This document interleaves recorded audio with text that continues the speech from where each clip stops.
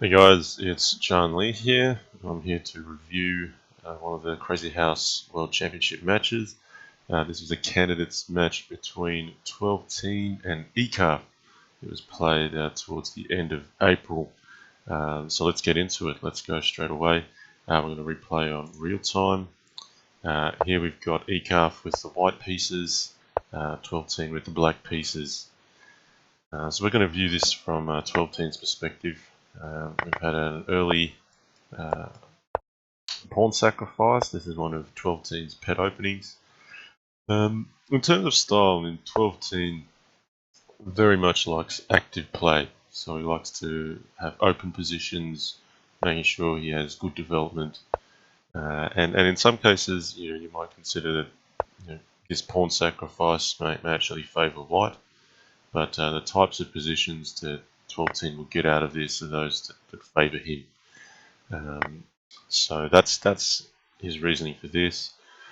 The early a6 push is often to stop some bishop b5 checks, which can be a bit of a nuisance for black in this opening.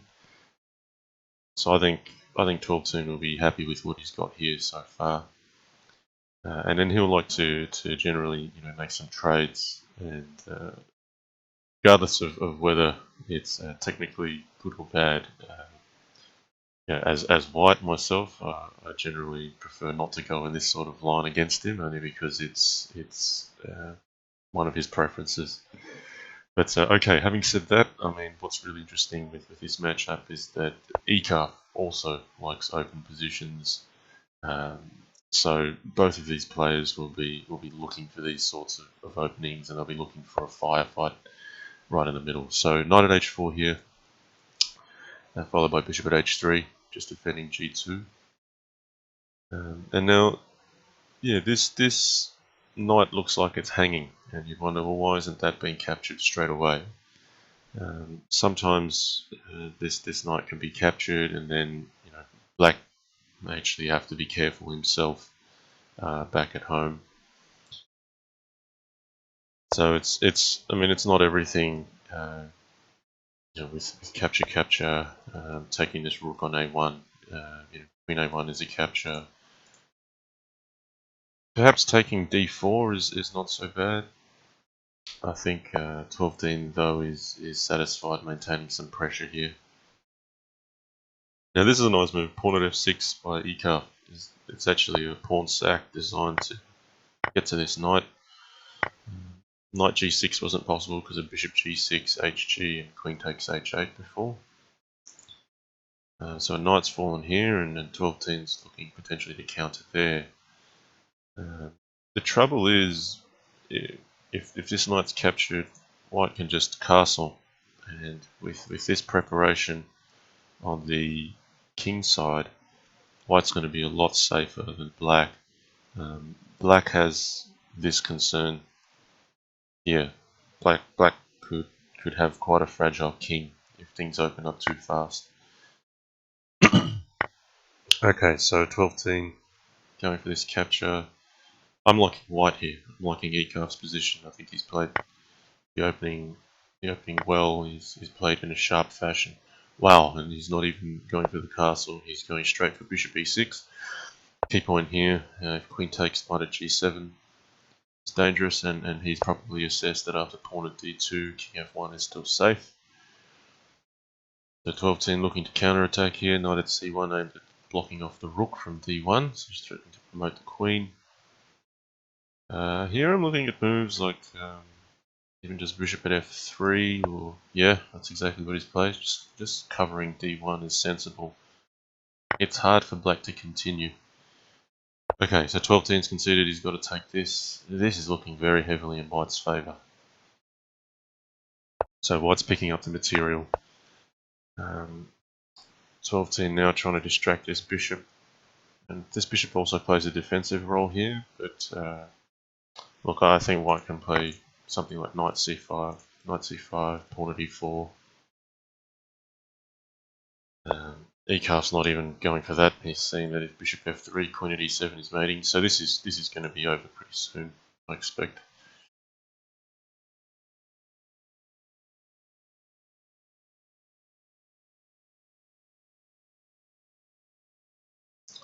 So yeah, I'm a little bit surprised. I mean, I expect 12-teen to come out as the player on top in the sharp positions, but you certainly can't rule out eekarf.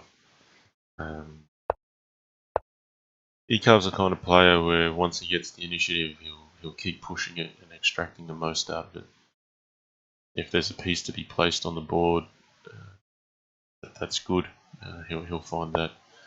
So yeah, not entirely fighting mate just yet, but look, it's so heavily in favour. And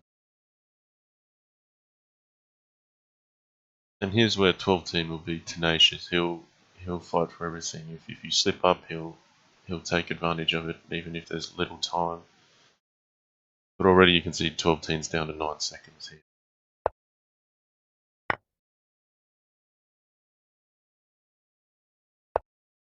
Yeah, Queen at c7, threatening Queen b7. This is just good solid play.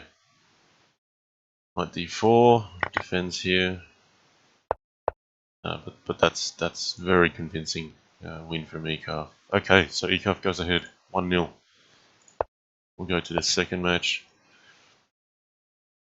and 12-teen opening with e4. No, I expect eekarf to play a different opening. I wonder if he's prepared the French, because that is not the most typical opening for him, I would expect. Normally I'd see the two knights come out and he'd open with d5, e5 and play very open, so maybe he's changed tack for this match. So in this setup, black's got a pawn on f5, basically to block off h7, support e4 and g4. And this is a balanced position, I think. White might have a slight space advantage, but this is playable for both sides. So h4. So 12-teen preferring to keep this rook here to support an attack. Right, and the sack coming. Now maybe 12-teen was thinking he had some kind of knight g5, queen g4 trick. But the thing is, after knight g5 check, the king moves, and this bishop is no longer pinning the pawn on f5. So yeah, this will be interesting if 12-teen can push some initiative based on this king being here, or if eekarf can now defend adequately and hold on to this extra piece for a residual advantage. So 12-teen opts for g5 and h5. We're going to open this file, potentially with g6.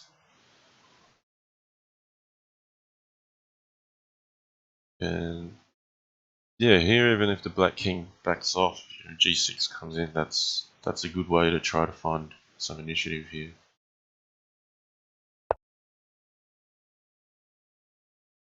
Yeah, king h8 I think only gets out of the way of this, but doesn't really get out of the way of this rook. So now h6 is a dangerous one. I was possibly preferring king g8, and then after g6, leaving that pawn there.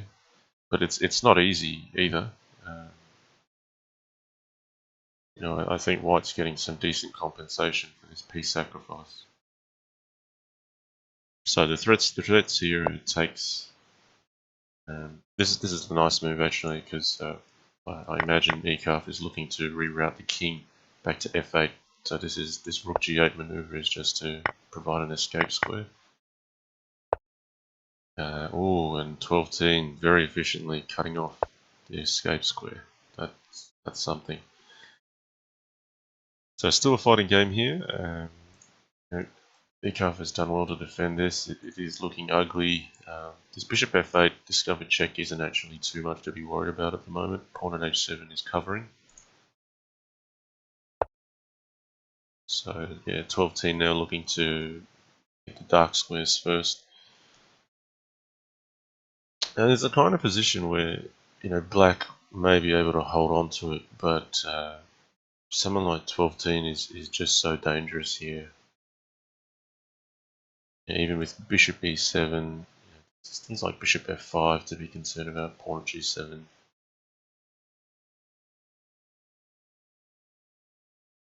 This is very difficult for black to defend. And if black tries to go for a counter attack, knight at f4, G takes f6 is playable. You can't take the queen because bishop g7 would be mate with double check. So knight at h7 here, just blocking this off, giving a bit more support to the dark squares. That seems just like a sensible play. But even then, this is very tough. If queen g6, knight at e5, it's crumbling pretty quickly for black. And this is what makes TwelveTeen so dangerous. With just a little bit of initiative, he's going to push very hard. So in fact, black's resigned here. He's thrown in the towel. His queen is trapped. Okay, so we have two very convincing wins with white there. We go to the third match. We've got eekarf with the white pieces again. Now TwelveTeen changing his opening. He's playing knight f6, knight c6. This is actually what I'd expect eekarf to play. And then normally d5 would follow. So, okay, we've got e4, e5. And eekarf opting, well, both players opting for a passive bishop e2, bishop e7 setup. Don't be fooled. I mean, the idea behind this is normally to get safety from things that can happen on these diagonals. I've played this opening as black myself several times against eekarf. That's why these moves are getting bashed out so quickly. eekarf will have played this opening against many players. And you know, there's been a piece sacrifice here, and white's just looking to keep hammering the dark squares relentlessly. Okay, this is interesting. So knight e5, the knight hasn't been captured because of pawn at f6. So TwelveTeen's opted for bishop g5. Now pawn at h6. Wow. Let's have a look at this. So the idea here will be that if everything gets taken, white will get knight g4 check, and then h6 and f6 will be. This is the kind of position where white's now down, say, a pawn, and for every move, white is going to be trying to press the attack, and black is going to be trying to defend as accurately as possible. Well, so allowing this knight to drop.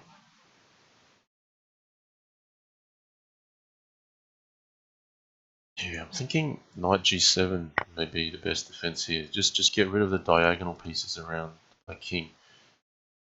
Here maybe white even. I mean, knight at f6 isn't that much to be concerned about, but I'm wondering if white can capture this. I think eekarf's right. Bishop takes f8 is the most accurate. White wouldn't want to allow black to capture all of this. Then white has nothing to play for on the dark squares. So he gets rid of this first. Maybe after bishop g4 now, pawn at g7 is a threat. So queen h6 is playable. So this is still just they're going toe to toe here. TwelveTeen and eekarf. Good attack, good defense. I'm kind of favouring black here. I think TwelveTeen's done a good job of defending. I think eekarf is attacking hard, but he's being resourceful here. He's found pawn at e7. He's grabbed the bishop. So white's down a piece and two pawns, but black has to actually get the pieces on the board. So for every move that black plays, he's going to want to put a piece on the board or capture a piece, and white's going to be trying to do the same. I expect both to be relentless. So bishop at e5 now, offering some defense while threatening mate on h2. So white does need to cover that. This is a good cover if it's taken. Potentially fg opens up the rook file. Bishop at e3 would close it off, but black doesn't have to capture this either. I mean, black might just want to keep the defense here. Equally, white will be trying to remove this bishop as it's a good defender. So okay, there's a few trades to come off here. Bishop e6 now. Clocks are looking very much in eekarf's favour. It's an easier position to play for white because it's 1 minute 50 here versus 33 seconds. Black only needs to make one small mistake and it all comes undone. Even here, rook c8 might be a consideration, followed bishop at e6. Yeah, given the times, I'm backing eekarf here. I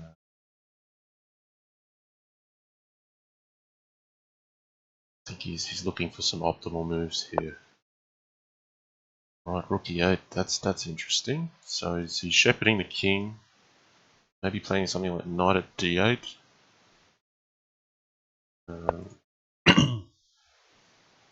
Quite conveniently, this rook also aligned with the king, so it's kind of helps white to defend. Okay, rook sack. I'm still feeling like black is better here, but the time becomes critical here. So, alright, TwelveTeen found some safety, but oh, here we go. So eekarf putting on the pressure now. He's got the queen and rook in hand. TwelveTeen still defending. But no, eekarf has made progress here. Okay, queen at e7. This rook's being covered. Oh, that's going to hurt. Rook at f7. That was a nice move, so that was a double attack. I think capturing with bishop, perhaps. Rook at g8's a threat. And now you can see, I mean, black's not going to get anywhere near white's king. White's got the initiative. I mean, I'm really impressed there. eekarf's been very resourceful. Yeah, that's over. So, yeah, black's resigned here. Wow, let's take a look at that, where that actually crumbled, because I thought black was actually defending just fine.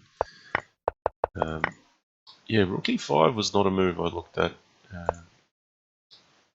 After knight at d8, maybe there was a more accurate defense. Maybe king e7. We're getting to some pretty fine points here. Basically, if you're black, you'd want to be able to keep some attack potential with this kind of move here, and keeping this queen alive. I think with king g8 it allowed bishop f7, and then there's the rook threat here, and then black had to get on the back foot. Black is possibly still okay anyway. Yeah, maybe after here, just black has to bite the bullet and start attacking. If there's trades like this, then black can get in this way. Maybe there's some neat mate here. It's not straightforward, really. G1, rook G1. I'm looking at things like knight at G3 check. In any case, I think this is better than what black got in the game. You might have to defend with something like rook f8. If white tries something, then one more knight in hand might actually make the difference. Some kind of combination like this, with an extra knight in hand. Critical part, knight at g4, takes, and queen at h2. But yeah, I think it's kind of one or two opportunities where white just got a bit extra and black never got to capture on g3. So look, nice game from eekarf there to turn that around. I think TwelveTeen did very well in the middle game. Stood better, and eekarf just pushed his time advantage to take advantage of some inaccuracies from TwelveTeen. Okay, so I expected eekarf to play e5 here. That's normally his pet opening. So he's gone for e6. This is certainly familiar to both players anyway, given the pace that they're playing at. So 3 knights here. Key point hitting c3. So white here can play pawn at b2. I think that's sensible. I'm wondering if TwelveTeen's thinking if he can do something more active.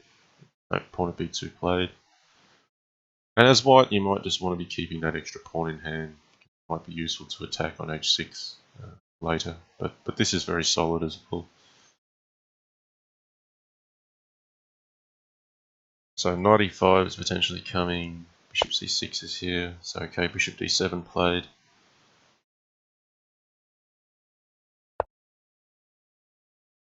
Okay, TwelveTeen castling. I mean, knight f2 is not really something to be concerned about, but it's good to potentially develop this rook at some stage. I'm looking at h5 here, maybe. No. So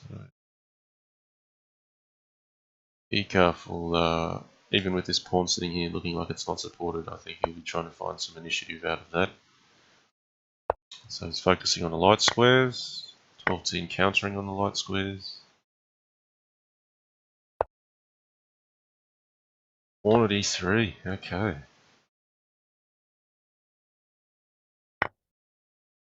Oh, look at this. So yeah, eekarf already saying I've got a couple pieces forward, and he won't hold back. He'll just try to push. He's looking for pawn at f2 now. Yeah, that knight was also potentially coming in. Yeah, eekarf playing very aggressively here. I think maybe king h1 is right. Allow the knight to go. Rook takes. Knight at f2. Maybe that can be captured. So we've got a similar situation here again to last game, where I feel like this is defensible for white. But eekarf will try to squeeze all the juice out of this position. So now he's only got a bishop and a rook in hand. It's hard for black to find a way in. So while it looked like black was making all the hits with accurate defense, I think white might stand better. So let's see if TwelveTeen can defend this one. Okay. I thought maybe rook at f4 was interesting as well. He's gone for this path.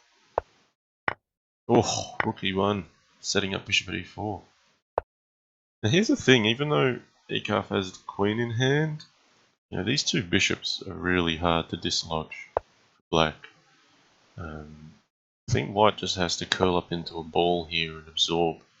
And if white can do that, he may actually stand better with all of these minor pieces in hand.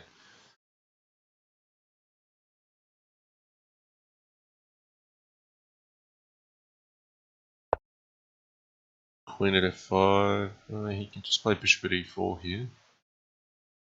Oh, maybe then rook takes queen f2.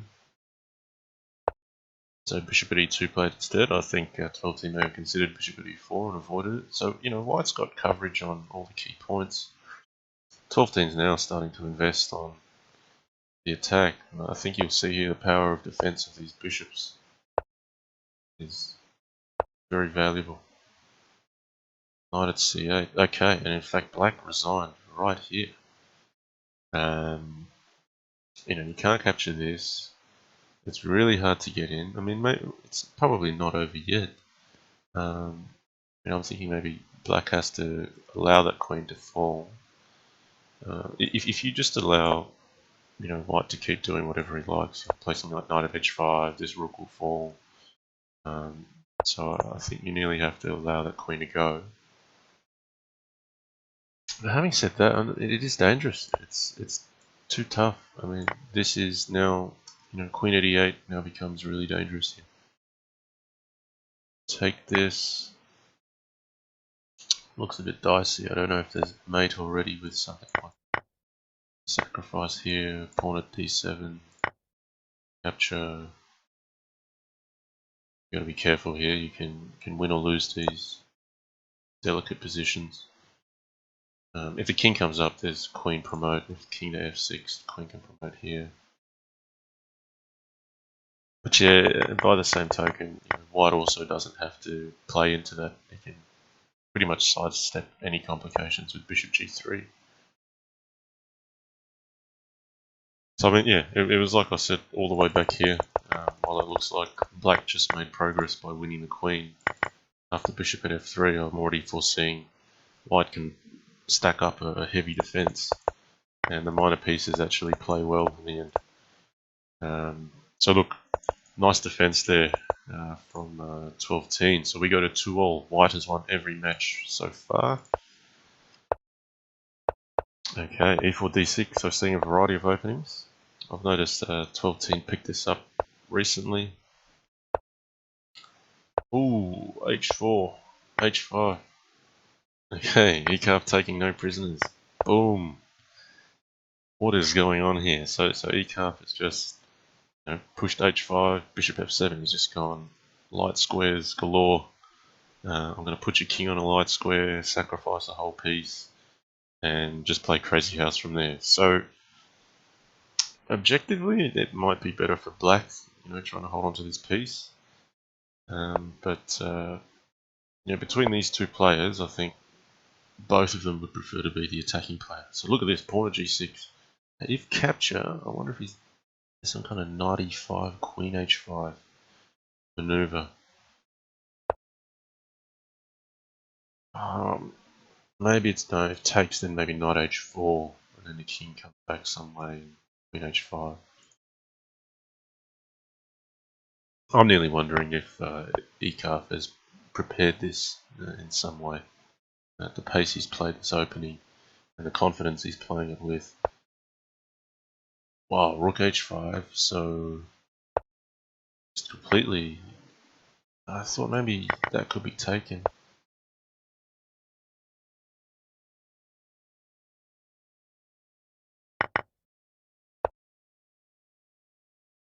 Okay, well, rook at h1 maybe needs to be respected here. Pawn at g5. Covering this, I'm nearly feeling like white's just giving away a little bit too much here. This pawn's not supported, so it's not a firm structure to start a mating net from. There has been, it's actually a piece and a rook, a bishop and a rook that white sacrificed for a number of pawns, mind you. But I feel like black has the material to defend this.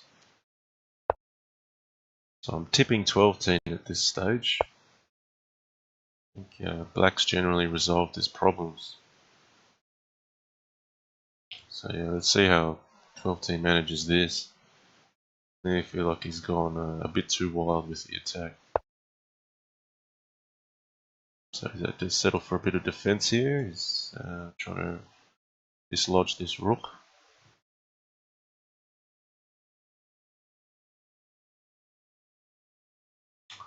So yeah, material balance is, it's not horrible. I mean, white's down a rook for a pawn. Okay, and 12-10 figures he's going to get rid of this structure here. Still favouring black at this moment, but black needs to get maybe a few pawns on to defend. I would have preferred to use the pawn here, but probably a minor thing. Just the only reason why I say that is if you've got 4 pawns in hand and 1 bishop, you might want to preserve that bishop because it will have a different purpose or use somewhere else on the board. Some would argue it's good to put a bishop near your king. So it could be quite trivial. It's just a comment. The good thing about a bishop near your king is if you capture a piece, say this was going to get sacrificed at one stage, the bishop defends the square and where it came from, whereas the pawn does not. Okay, pawn at f6. So this is getting sharp here. Yeah. Very accurate defense, just saying you don't have a pawn in hand, so I can afford to play pawn f6. Bishop b6 is in order here.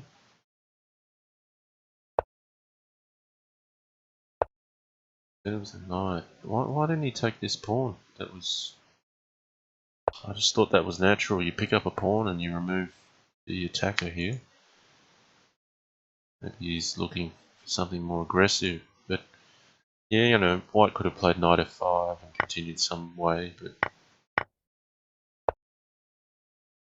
okay, 12-10's decided he's going to counterattack now. He is down half a minute to 1 minute, so eekarf has generally had a good lead on the clock. Now pawn f7. I feel like white's got something to play for now here. There's a rook in hand. There's queen h6, which is dangerous. I don't think eekarf's thinking here because it's hard to find a move. I think he's trying to find the best moves. Okay, this queen's hanging. I mean, maybe 12-10's seen something. Knight at f7. This is sharp. Rook at f1. King e2 is necessary to avoid knight d2.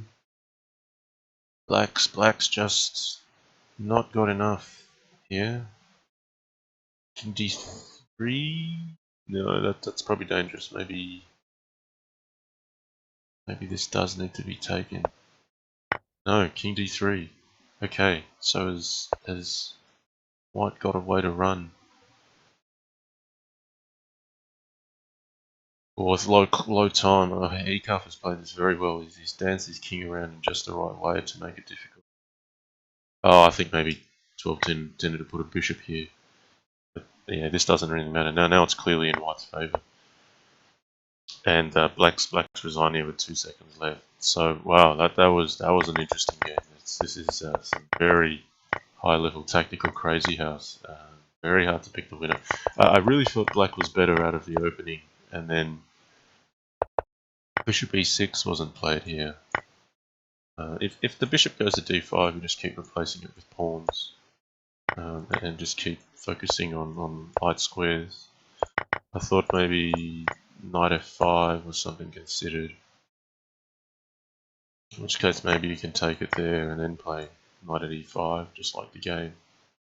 But, I mean, every pawn counts in this sort of tight situation, and you don't want to give white free leverage with the pawns here.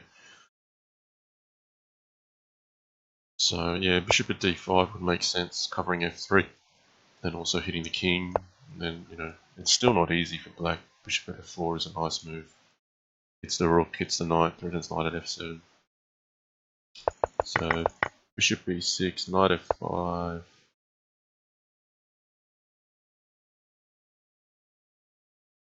I mean, white's going to have some play here.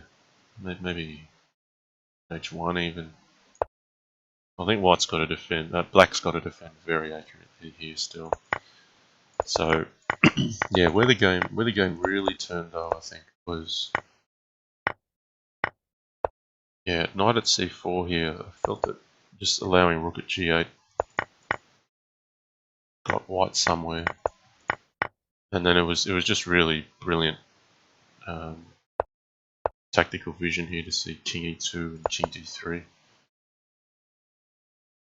Even if bishop f2, it doesn't really matter.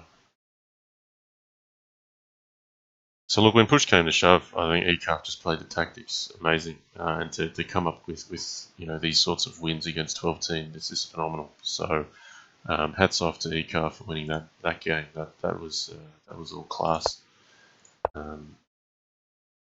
Yeah, I'm impressed with eekarf because I find that 12-team is defending very well. He's playing the right moves, and eekarf just has a little bit of a positional edge with some initiative. Down on material, he's still been very resourceful, and where 12-team's made some minor mistakes in defense, it's come out on top. Okay, this is an interesting line. So e5, d4, c3, very aggressive line. It's a gambit from white.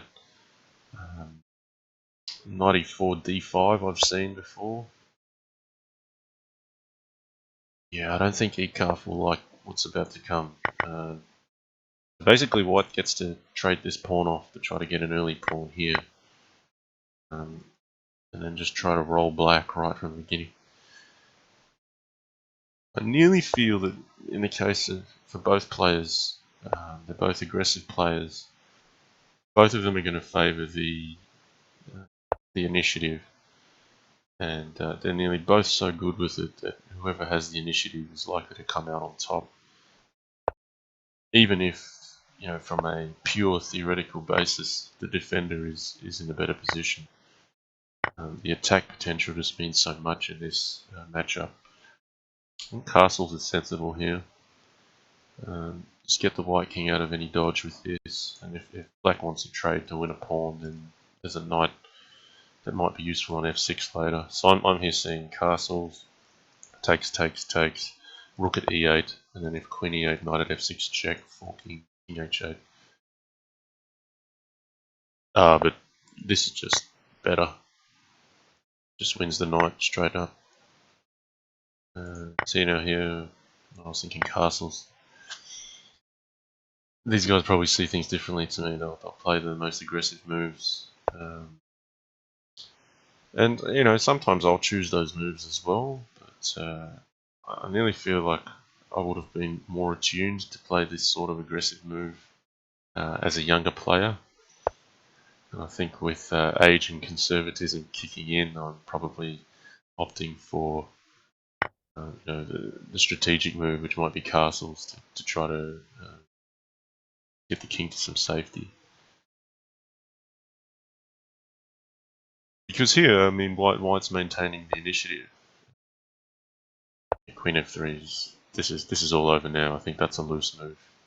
Probably not seen as fork. So still finding a way to get that back.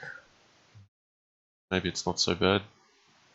But yeah, the comment I was making is, I mean, these days I think I'm sacrificing the pieces if I'm seeing a direct continuation. I think these guys are intuitively playing some sacrifices, and they're reaping the rewards from that. So yeah, eekarf's active. He's looking at maybe trade here if the queen moves. 12-teen's looking for things on a king, so maybe pawn e6, takes. There's something hanging there.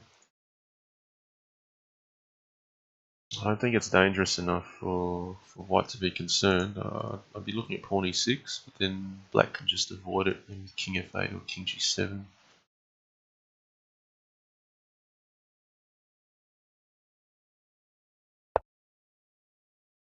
Queen d4, expect takes back with the queen, because you won't want to allow knight at f3.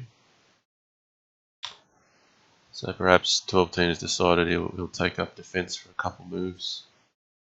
And this is just how Crazyhouse should be played.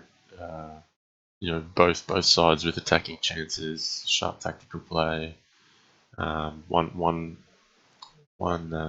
player with a material deficit trying to justify his position of initiative.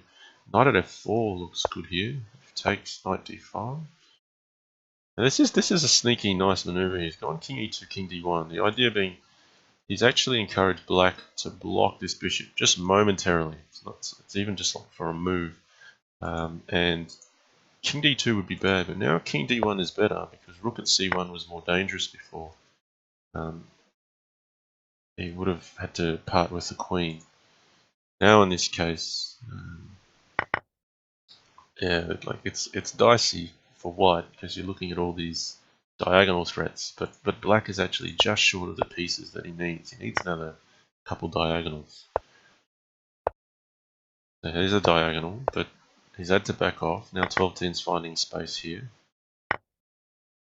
Wow, so bishop at d3, but look, I think in this sort of sharp position, 12-teen's going to find the way through. Rook at g7 is going to be the decider here. Yeah, white has a raft of pieces here, and now this check will allow white to get the initiative. So I really like how 12-teen's defended here. He's shown class at both sides of the board, and at the top level, this is required. You need to play defense and attack well, and nearly be able to play both or switch between the two just in a fluid nature. This is all over. Rook d8, king e6 forced, knight at d4 mate. So black's resigned. Yeah, that was nice from 12-teen. Nice defense here. I'll just point out this. He's got. I think eekarf's been resourceful, but I like this maneuver here. King e2, knight at f4 check, king d1. Just blocking off this bishop.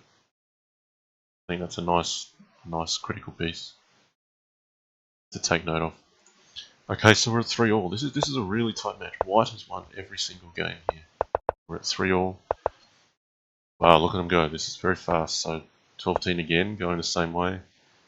And eekarf, I think, was happy with what he got out of this. So 12-teen has changed his move order. He's gone knight f6. Maybe he's preventing h5. eekarf relentless here. Looking to push up. Okay, light squares under attack already. Oops, someone's just woken up. Morning, Bella. How are you? Oh, who have you got there? You're a soft toy. Did you have a good sleep? You got some water in your eye. Okay. Alright. Okay. This has been the same way for the last week or so. Bella's woken up sometime during this recording. Okay, so I like what TwelveTeen's doing here. He's really bolstering his light squares, trying to defend. eekarf now relentless. Now is bishop at h5 dangerous? If he takes knight e5, looks like it's all over. If bishop at h5, block off f7, king would have to come back this way. No, what am I saying? Bishop at h5, the king can't even take it. Sorry, I've been distracted by Bella. Forgot this pawn had been removed. Okay, bishop at d3.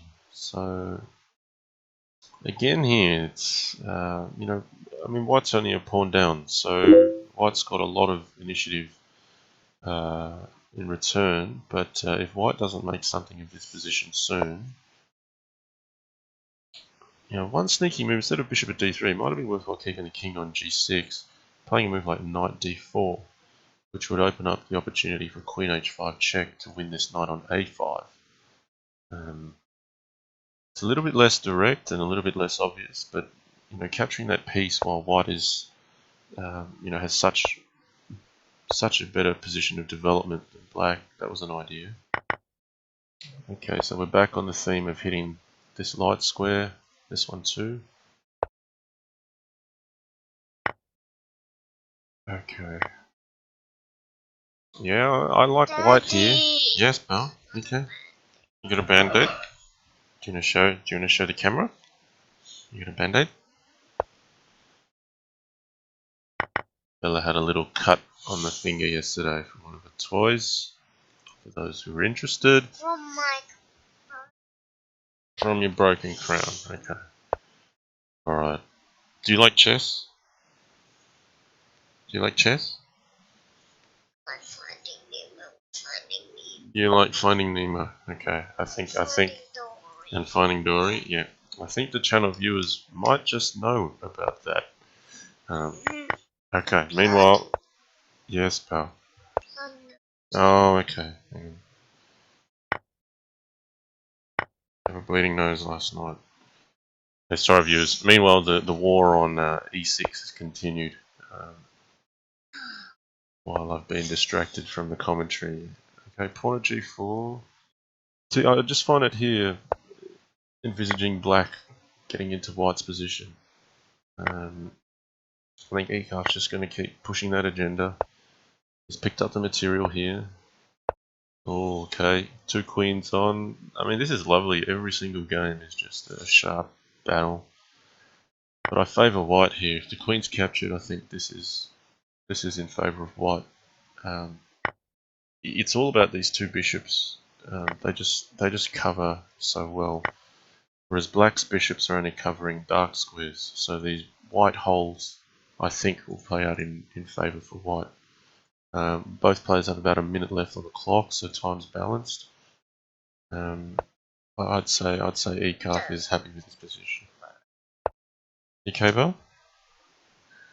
So knight at g6 check. So, you know, still plenty of fight here. Yeah, so white only a pawn down, clearly with more weaknesses to hit. Pawn at d5 looks good. I'm going to call this for white. There's just too many natural squares, more material to be captured, king too safe, clocks are balanced. So I think eekarf will take this and he'll just keep attacking relentlessly. We're actually getting up to move 45 here. These are pretty long games, so they're not just tactical games. They're hard fought and drawn out. Okay, eekarf's decided he's going to cash in, get the queen. Daddy! Yeah, what's up, Bill? Do you need a tissue? Hang on a sec. I want to wipe. Alright, wait a sec, Bill. Don't step on a cable. Yeah, up down for a minute. I'll help you out. Okay, so the attack continuing on c7. I'm going to take a short break after this one. Hang on, Bill. Just come this way. Yep, we'll get you a wipe. Here. Some tissues. Okay, this is getting decisive for white here. Queen c7. Both have 12 seconds on the clock. Okay, there's probably mate here for white now. Rook at d8, I think. Nice. Finish with pawn e6. So look, wow, I mean that was a 60 move game right there. eekarf pressed all the way from the front. I really like how he played that one. He just kept pushing on the light squares. And when the time was right, he opened up the position with a trade of queens. Both sides had one. Okay, just pardon me for a couple of minutes. I just need to attend to my daughter for something. It seems to be a usual part of the segment at about game 6 or game 7. I'll be back shortly.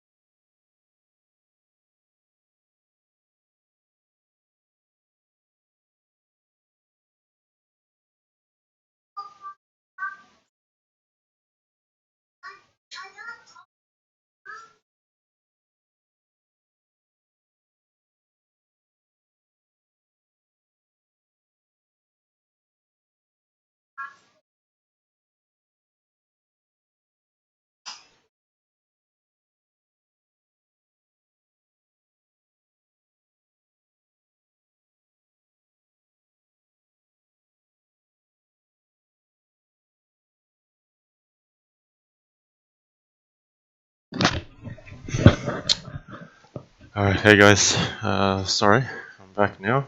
The score here is 4-3 in eekarf's favour, so this is getting critical.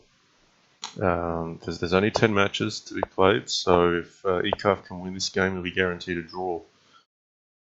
Okay, so we've gone for a French-like setup here. And 12teen's gone for an advanced.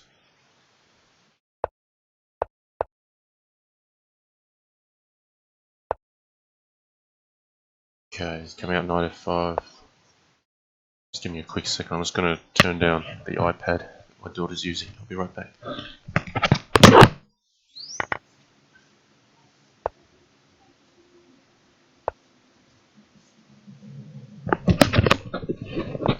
Okay.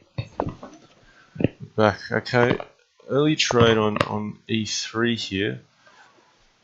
Strategically, I think this probably favours white a little bit. It opens up the rook and it gives more defence to d4.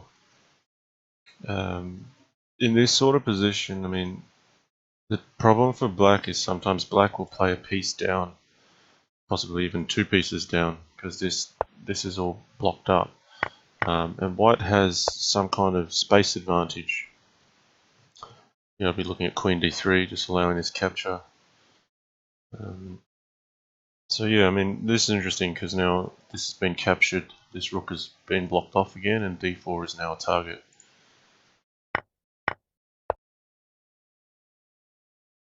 Okay.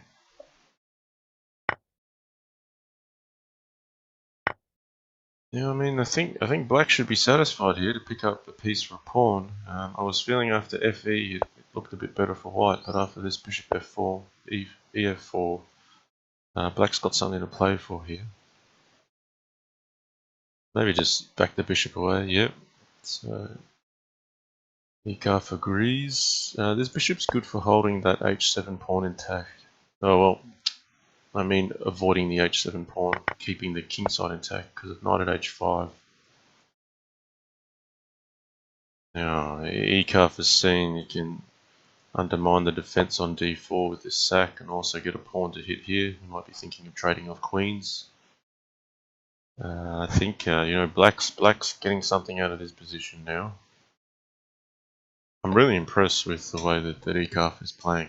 He's putting up a really good fight against 12teen.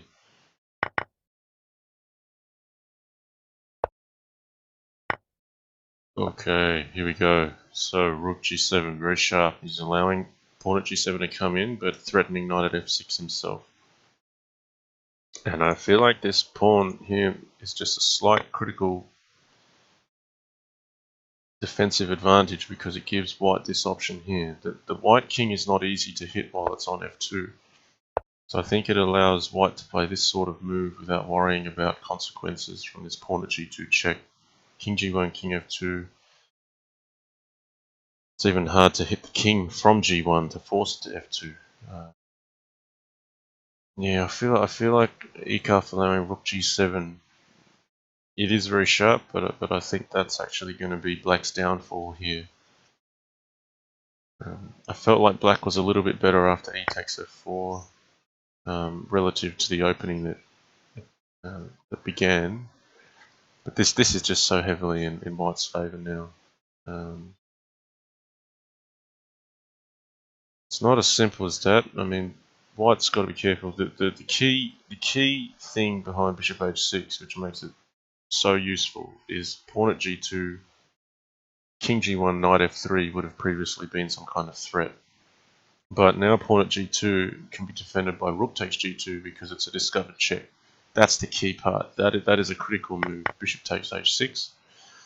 And now black can't attack. Knight at f2 doesn't do anything after king g1. So here's rook g2 wins. And black's actually resigned right there. Nice game by 12teen. Taking rook g7. But yeah, I felt that strategically white looked a bit better here. Maybe allowing knight f4 and bishop g5 been a little bit helpful. I mean, knight at f4 should be fine. Queen d2 though, I don't know, maybe h3 was a bit more aggressive. You know, just try to use this file, keep it open, make use of this pawn defending d4. Because I felt like black was doing okay after this point. Yeah, but black would be happy with this, taking the pawn. Hard to say here if eekarf has gone wrong at a particular point. Maybe instead of hg, we've got to play knight d4 or queen d4 here. Prepare it first. There's always knight at h5 that's going to counter. Not easy to evaluate. I don't think. I think it's a good balanced dynamic position, and TwelveTeen just came up with the goods.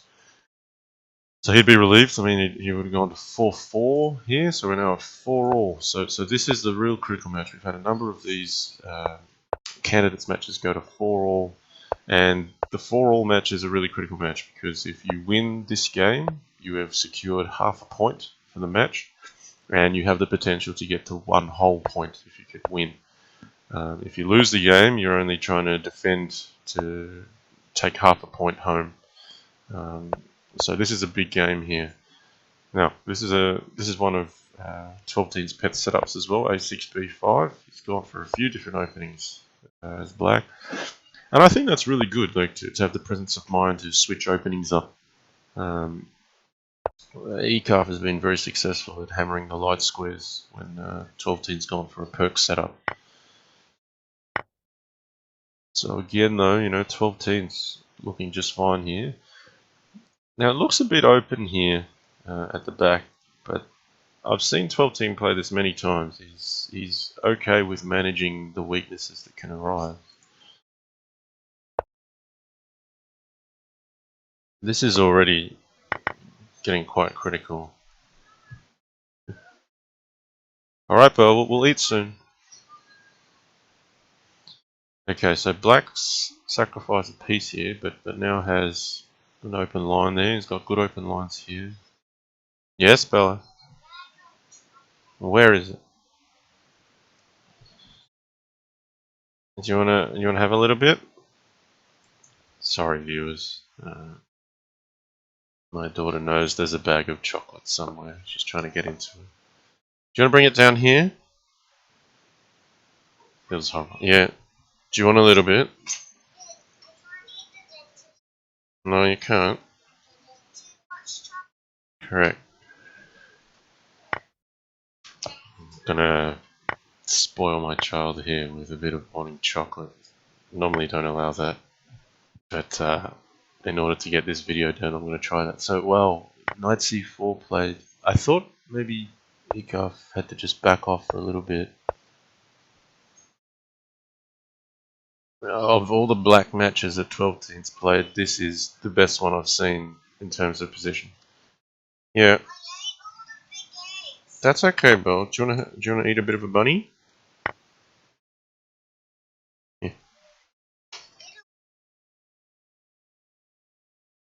Okay, so knight at f4, critical point here. Yeah, I'm tipping black to win this one. Wow. Okay, I think eekarf has decided he's got to throw in the kitchen sink because it was heading downhill. Alright, we'll check, pal. I don't think this will go anywhere. I think king f8 is safe enough to play.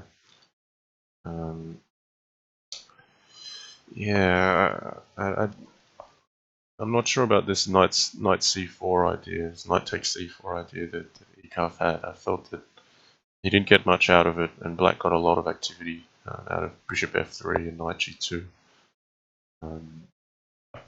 Yeah, this is the kind of position that TwelveTeen will like. He's got the edge with the queen, he's got a pawn and bishop in hand, he's got enough.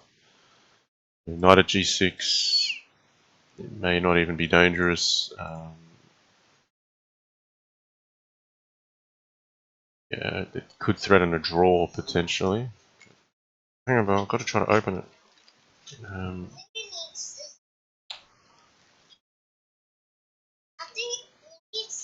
No, we don't need scissors. Oh, there you go. There you go. Okay. So look, that's nice from 12-10. He's found a really nice maneuver there. Queen at b5 check, forking the knight. Knight at c4 played, then he's forked with the bishop. Sure, he's lost this knight here. He's recaptured a knight here, but the result is that that knight was actually an impediment to black forming an attack. He's now been able to get the king in a more dangerous position. Knight at g6 was no longer a problem because there's a queen on b5 covering e5. So these are all this is really good play. Black's just got to be careful he doesn't slip into a mate here. I'm a bit concerned. No, that's very accurate. He had to actually take that. If he went back, pawn at h6 takes knight at e5, it was probably matey.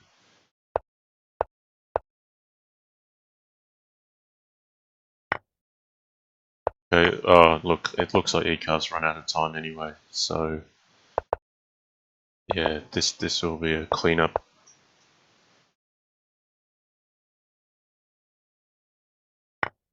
Yep, that'll finish it off. Knight g3, king g1, knight e2. Wow.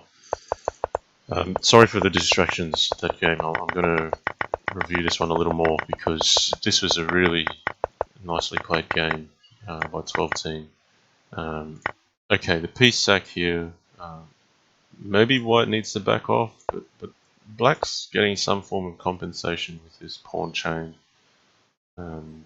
He may even win the piece back with pawn at c2. It may even be the case that he could have left his pawn here a little bit longer. Could have backed the bishop off. It's hard to say. Intuitively I feel that black should have some weakness to exploit with everything coming off, with like a pawn at d6. But the way TwelveTeen has played, and he's so sharp in the tactics, black may actually be okay here. c4 is playing pretty accurately. What happened though is after knight c4, I just felt that black got too much for that. Like bishop b1 would have been better. Sure, it looks ugly with pawn at d3, but this hole on c2 is what TwelveTeen is exploiting. And this setup here is quite safe for the king. It just covers dark and light squares quite well. And after knight at f4, I feel like black's standing a little bit better here. You wouldn't want to take this because then pawn at g2 becomes an issue as well. Queen c2 maybe. Yeah, I think could play h6, could play pawn at d3. Maybe queen e5. Then queen e5, bishop d6.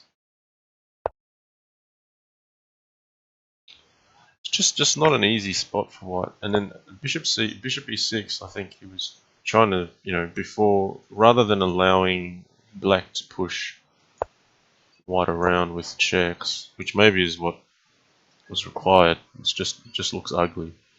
You can kind of hold things just like this. This isn't really an issue. You can defend the pieces. I mean, maybe he had to accept an ugly position. I think he just felt he didn't want to be knocked around, so he went for the initiative with this sack. But after king f8, it's just not direct enough. And I really like this move here. Queen at b5. The trouble is black would actually like to retreat this knight to one of these spots, but they're both covered. If you start knocking white around, then white's just happy to pick up material and gain safety. I think TwelveTeen's assessed this correctly, where he actually has to play for material in this position, not try to blow up the king, which I've been told is a statement I overused. Not try to blow up the king, but queen at b5 is nice. So he's got to keep an eye on these dark and light squares. Try to undermine that. The knight at c4 was played. Bishop at d3, and the key point I was making note of was this knight e5, repetitive idea isn't there anymore because the queen covers. Queen also hits g5. Taking the rook is not much to be concerned about. Pawn at g6 doesn't go anywhere. Black's coverage on light squares is too strong. And then here's where I thought it got a bit dangerous. I thought maybe knight at g6 is coming. Here's a point where TwelveTeen might find an accurate counter attack, and I might try to find a way to defend. That's just a difference in our styles. He's gone for this. Pawn h6. Look for the counter attack. And this is critical here. I mean, black has to step very carefully. You can very quickly lose a game. King takes f7. Suddenly, the two pawns are going to end up mating black. You could also potentially lose it just by stepping to g6, because knight at e5 check is critical here. Or maybe that doesn't lose it, actually. Knight at e5 check, I thought it's blocking off the defense of g5, which would result in mate this way. The thing is, there's king h5 available as well. So maybe black's just holding on. h3 is a potential threat. Yeah, I mean, black might have a check here, but how do you stop pawn at g4? So yeah, I just felt that he got to a bit of a risky situation here. TwelveTeen, he's classed though. He's found the right move. Pawn at g5. You can't play. Well, maybe you can play up here. That probably gets mated actually. Knight at f4 won't mate because you can. You can run the king out this way. But maybe white can prepare it with pawn at g4 first. The knight captures, that's mate. Because you block off this escape square. If this goes this way, you run back, then g4 is covered. Maybe black can still get out this way.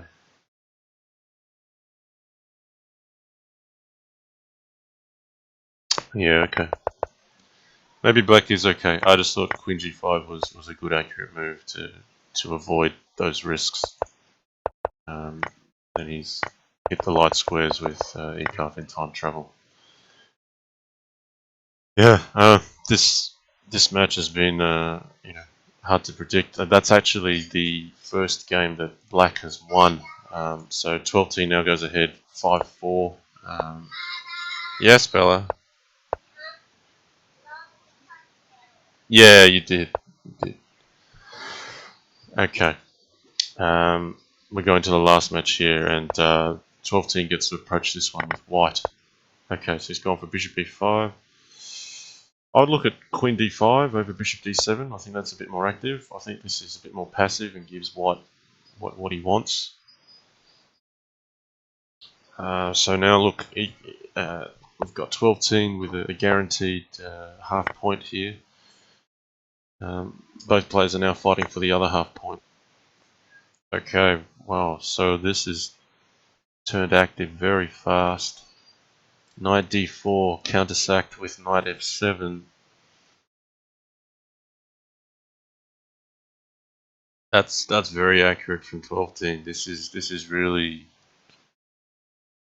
grabbing the game very early. The idea was that after this knight d4, it's not even a sack. After queen d4, bishop b5 is playable. The trouble is, if king f7 then takes knight at e5 check, and the queens get traded. It's all to do with move order. So white captures a queen. I might go back and explain that point after the game. I think that's something worthwhile explaining. So eekarf picked up a couple pieces with queens, looking for some aggression. Wow, queen d4, does that work? Can he take this? I don't know if that works. Queen at e8 is not on. This doesn't really produce something. I think I don't like queen d4. I think eekarf now might stand better unless there's something I'm missing here. These two bishops here cover a lot at the back. This rook is going to defend. I don't think that's going to be enough. Fg, maybe rook takes. Maybe even king takes is okay. On rook takes, knight at g6, knight at h7 is not going to go anywhere. That's maybe even king e8. No, I don't know what's happened here. I think queen d4 wasn't quite right. Wow, so eekarf in with a chance here to go back to 5-all. So queen at d1 is a threat, queen at e2 is a threat. 12-teen's going to have to play defense. Rook e4's on. This is looking all bad for white. I don't know if 12-teen just missed the fact that the bishop was covering e8 before. My goodness, so queen f5 is sacking his other queen. That maybe was the most reasonable play. I mean, this knight takes d4 covers both mate threats on e2 and d1. Gives white a chance to recover, but black should stand better here. He's got two queens in hand.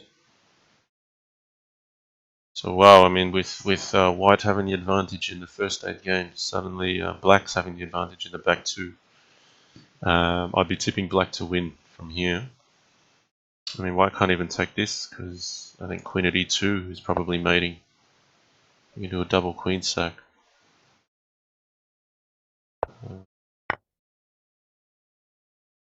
Okay, 12-teen here is just trying to hang on for dear life. He's just holding on to a few pieces.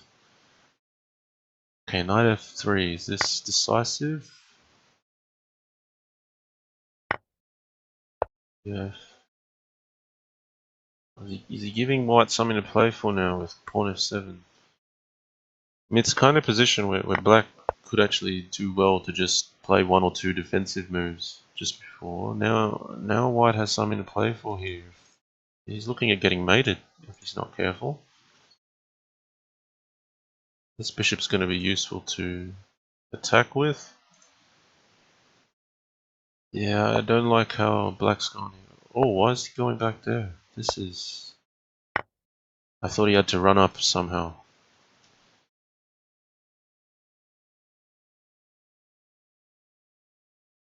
Oh dear.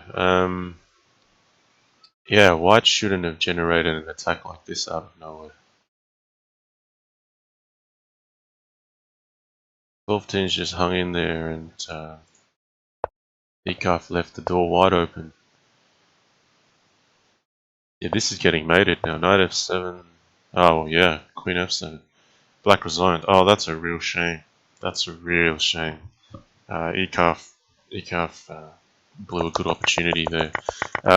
Let's go back all the way to the start because I think 12-teen was actually better right at the start of the opening. I don't know this particular opening line well, but I can see what's happening here. So I'm just going to explain this part. Knight takes d4. If queen takes d4 here, bishop takes b5, and black's picked up a pawn. If the queens get traded off, black is threatening 2 queen mates. You know, white doesn't have time for a move like knight f7. It's just mate in 1, either on e2 or d. What 12-teen has done here, it's very sharp, is he's changed the move order to take this first, which is directly threatening the queen and the rook. If the black king captures, it changes what this whole trade is about because this capture has happened first. That's the key point. If bishop takes b5, now queen takes d8 is in white's favor because black has already taken this. It wasn't forced before in the other move order. Now knight at e5 would be decisive straight away. Doesn't matter. King e7, king e8, it's checkmate. So it actually is saying after knight f7, queen d4, now this is under attack, bishop b5 is no longer a resource. This is going to crumble very quickly for black because now this is going to open up all the trades. White king is going to be safe. So this move order that I pointed out with the counter sacrifice on the knight, I think that's a fantastic move from 12-teen. Has actually pushed eekarf into a position where he has to let the queen go or else he's going to be worse off. If he just takes here, The trouble with this is I think you'll run into the same problem where white can sack the queen now and knight at e5 happens again. Let's just see if it's a mate. It may not be in this scenario. Queen at f7 is no good, because it may not be. I think black's okay here. Maybe queen at c5. Just no, that's still a problem. Maybe black's okay. Maybe black could be okay. I mean, there's knight g5, just much simpler. Yeah, just missed a simple one. That's going to be devastating. So look, I think this is critical to explain why bishop b4 check was played first. Bishop b4 check is actually to give the king an escape square here on f8.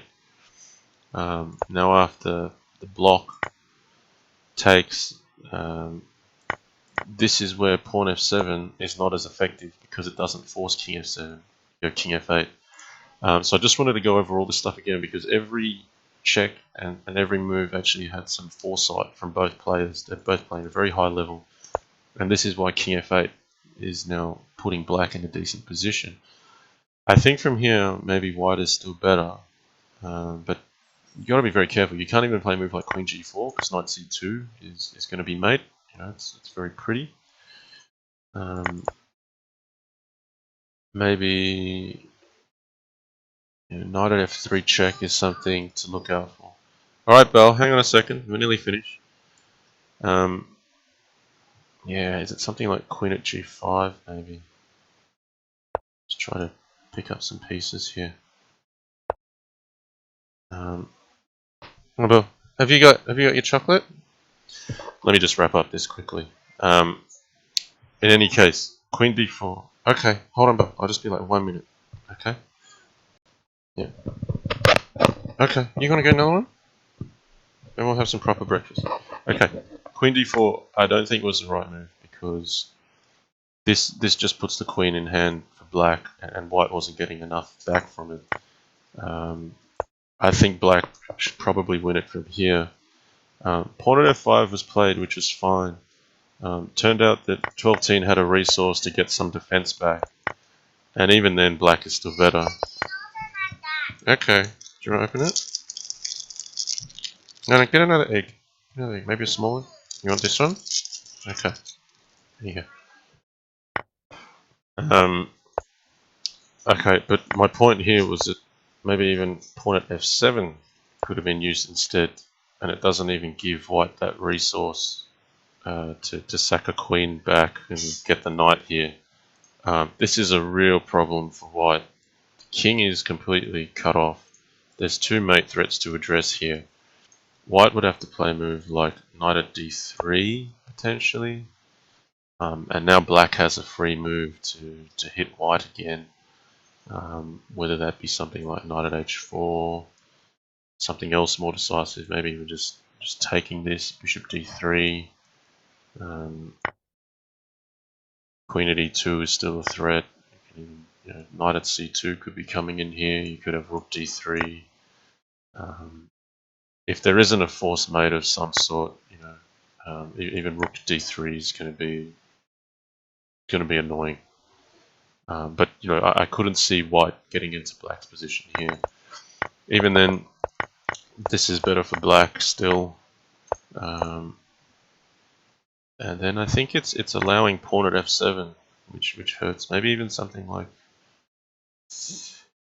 queen at c4, queen at d5. Just spending one move to cover f7 would have really just put white's potential to bed here. I think that's all there was in it. Queen at d5 or queen at c4. Something just a little bit more conservative for one move. And then instead black went aggressive and didn't really get enough out of that. Here maybe the king could have come up, but by then it's already very dangerous. Yep. Yes, it does. Okay, I'm gonna close that off there. I mean, disappointed. Alright, I'll have a go. Thanks. Okay, just leave it. I'll get to you in a moment. Sorry, guys. yeah, I mean, I think that was unfortunate for eekarf. I thought he played a very strong series the whole way. Was definitely causing problems for TwelveTeen with black. I think what decided was TwelveTeen won one game with black. That was it. Um, eekarf should have won this last game. So, I think that's important to note. I mean, I think eekarf only scored maybe 1 out of 6 so far, and TwelveTeen got 5.5 out of 6. I mean, this game shows just how closely the two were matched. It's a 6-4 win for TwelveTeen, but that could have gone either way. So look, I hope you've enjoyed that. I mean, they were thrilling games. It's the clash of two styles that are both very aggressive, both like open positions, and we got some fantastic matches out of that. Before I close off this video, I thought I'd just give one quick plug for something I picked up. There was a podcast released. Let me just hide all these blockers for a second as well. You can actually see that. Okay, now my screen is visible. Yes, there was a podcast put up by the Perpetual Chess Podcast with Ben Johnson. The interview was with Thibaut Duplessis. We had 46 minutes. He got to talk about how Lichess came about, some developments on Lichess, what Thibaut actually does for a living. I think it's very inspirational. I haven't actually given a plug for Lichess for a while. Of course, you see that it's played on Lichess, but I think it's amazing. Thibaut, for a while, has generally funded, the servers and everything for himself. So he's the essence of Lichess is to keep chess free for all. The development has been phenomenal. It's been a fantastic site for Crazyhouse to take off. So the site Lichess has been driven by passion in a big way. My channel as well, driven by passion for Crazyhouse. We've met and intersected on this website Lichess. The progression of Crazyhouse would not be where it is in the last 12 months if not for Lichess. So certainly recommend you check out this podcast. It was a good listen for me. Very inspirational, the way Thibaut is thinking and what he does with life. And he's a free spirit, just driven by passion, very talented. To give one more plug, on the Lichess website, you can actually go to a donation page. It is not the easiest one to find. I'm going to see if I can find one now. Basically, if you find someone with a wing next to their name, they are deemed a Lichess patron and they have donated money to Lichess. So I always make sure that I've got a donation put in there. I think it's about once every 5 weeks. There's no added access benefits for donating other than you simply get a little symbol next to your name to show that you're supporting the website. So if you go to my name on the site and click on this, I think you can maybe even click on the wing. It'll probably give something different for yourself. Here it says thank you for your donation, but that should come up to a donation page. You can donate via PayPal. There's an option to do a monthly or just a one-time payment. So look, Lichess does not have any compulsory fees. The idea of these donations is that it supports the costs that Thibaut is currently wearing. So here you can actually see a detailed cost breakdown. He makes that all very transparent with a Google document. So this is actually the costs for all the different servers. I imagine there may be some licensing as well. So yeah, it's actually quite a considerable cost that goes in per year. Look, I'll let you check that out yourself. Basically, yeah, we're trying to get a salary going for Thibaut as well. I think he's worked in a professional capacity as a developer for some time, and now he's trying to do this full time, and it's not on a salary. In fact, there's just operational costs. So I think it's fantastic. He just tries to keep the website free. You only donate if you feel inclined to. But yeah, I just want to give this podcast a plug. I didn't give you the link. I mean, here's the link at the top. But quite simply, if you just type in Thibaut Duplessis podcast, or some order of words in Google, you should come up and find this link.